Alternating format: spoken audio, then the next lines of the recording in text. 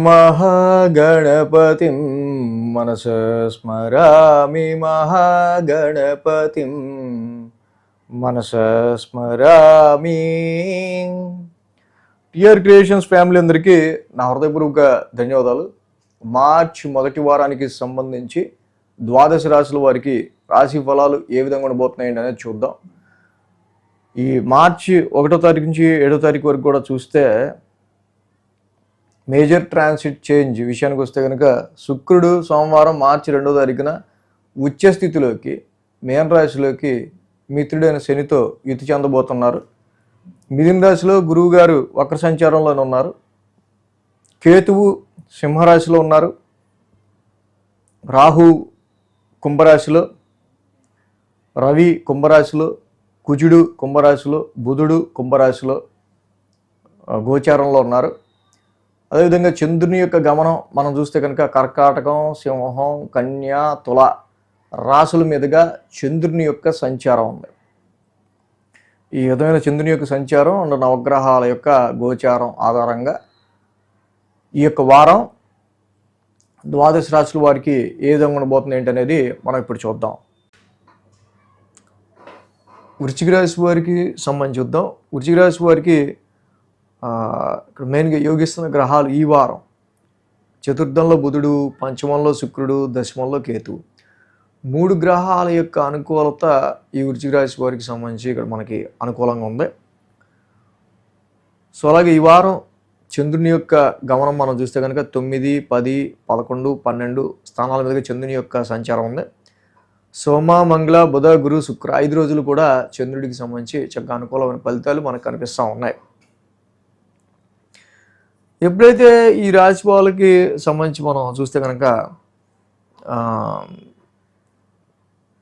భాగ్యస్థానం నుంచి 9th house నుంచి చంద్రుని యొక్క సంచారం ఉందో ఇన్ జనరల్గా, సో ఈ రాశి వాళ్ళకి సంబంధించి ఎడ్యుకేషన్ విషయాల్లో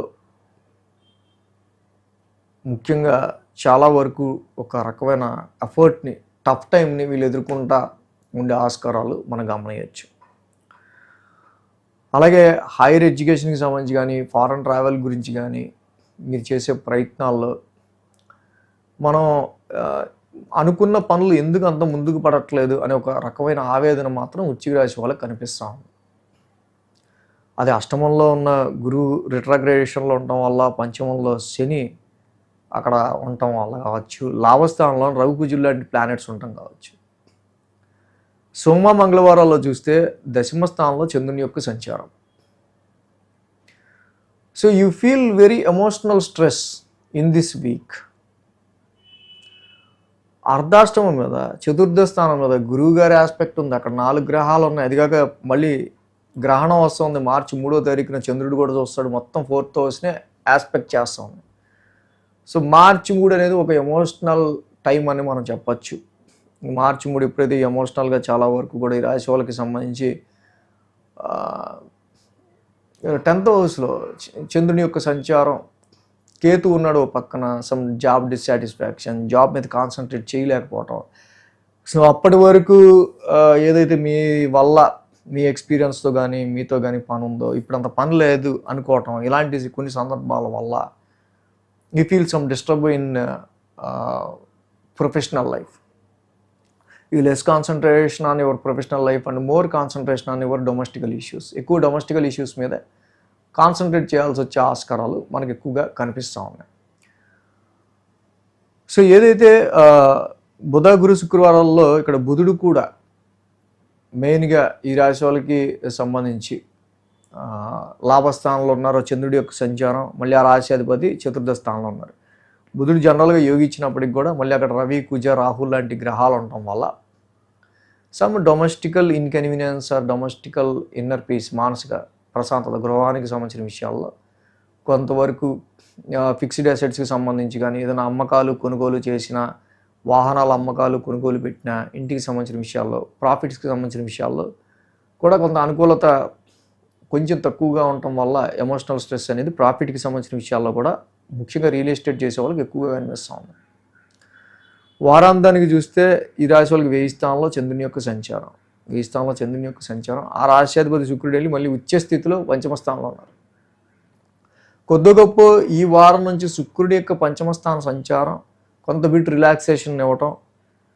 సో మొన్నటి వరకు ఏదైతే వీళ్ళు అనుకున్న పనులు ముందడుగు పడకపోవడం కావచ్చు, అండ్ వీళ్ళు బాగా అభిమానించే వ్యక్తుల విషయాల్లో కావచ్చు, సంతానపరమైన విషయాల్లో కొంచెం ఎక్కువ రిస్ట్రిక్షన్ని, స్ట్రెస్ని ఫేస్ చేస్తున్నారు. శుక్రుడు లాంటి ప్లానెట్ కొంచెం ఇప్పుడు అక్కడికి రావటం వల్ల కొంచెం ఇలాంటి పరిస్థితులు న్యూట్రలైజ్ అవ్వటం, ఇన్వెస్ట్మెంట్స్ విషయాల్లోనూ సంతానపరమైన విషయాల్లో కావచ్చు, కొంచెం నాకు ఎవరితో ఉంటే పీస్ఫుల్గా ఉంటుందో, ప్లెజెంట్గా ఉంటుందో వాళ్ళతో నేను గడపడానికి ఎక్కువ ఇష్టపడతా అనే విధంగా మీకు నచ్చిన వాళ్ళతో గడపడానికి ఎక్కువ ఇష్టపడే ఆస్కారాలు ఆ రోజుల్లో వారాంతంలో మనకు కనిపిస్తాం. కాబట్టి అర్ధాష్టమంలో ఉన్న రవి కుజ రాహుల యొక్క కంజంక్షన్ని మర్చిపోవద్దు. ఇవి మీ ఇన్నర్ పీస్ని తగ్గిస్తుంటాయి, మానసిక ప్రశాంతత. This is a passing cloud, ఏదో డీప్ హర్టింగ్ అనిపిస్తుంది. సో ఓకే, రవి కుజులు అక్కడ ట్రాన్సిట్లో ఉన్నంతసేపు అలా అనిపిస్తుంది మనకి అనుకోండి. అప్పుడు మనం జపాకుస్మ సంకాసం చేయటం వల్ల, ధరణీ గర్భ సంభూతం చదువుకోవటం వల్ల, కేజింపావు శనగలో ఒక ఎల్లో క్లాత్ గురువారం దానం ఇవ్వటం వల్ల, డైలీ దత్తాత్రేయుడి ఆరాధన చేయటం వల్ల, సో ఇలా ఇవన్నీ చేస్తే ఇంకా మంచి రిజల్ట్స్ అనేవి వృశ్చిక రాశి వారికి ఉంటాయి.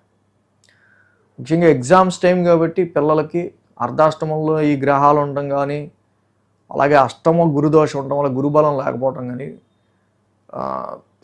పిల్లల యొక్క మానసిక ఒత్తిడిని తగ్గించి వాళ్ళల్లో ఏదైతే ఆత్మ న్యూనతా భావాలు కావచ్చు, విల్ పవర్ లేకపోవడం, ఆత్మస్థైర్యం లేకపోవడం కావచ్చు, గురుబలం లేని కారణంగా వాళ్ళు ఫీల్ అయ్యే ఎడ్యుకేషనల్ స్ట్రగుల్స్కి సంబంధించిన విషయాల్లో మీరు కొంచెం అవగాహన చేసుకుని వాళ్ళని ప్రిపేర్ చేయడం వల్ల ఇంకా బెటర్ పర్ఫార్మెన్స్ ఇవ్వగలుగుతారన్న మాట మాత్రం మర్చిపోకండి. ఈ వీడియో కనుక మీకు నచ్చినట్లయితే లైక్ చేయండి, షేర్ చేయండి. మరిన్ని అప్డేట్స్ కోసం సబ్స్క్రైబ్ చేయడం మాత్రం మర్చిపోకండి.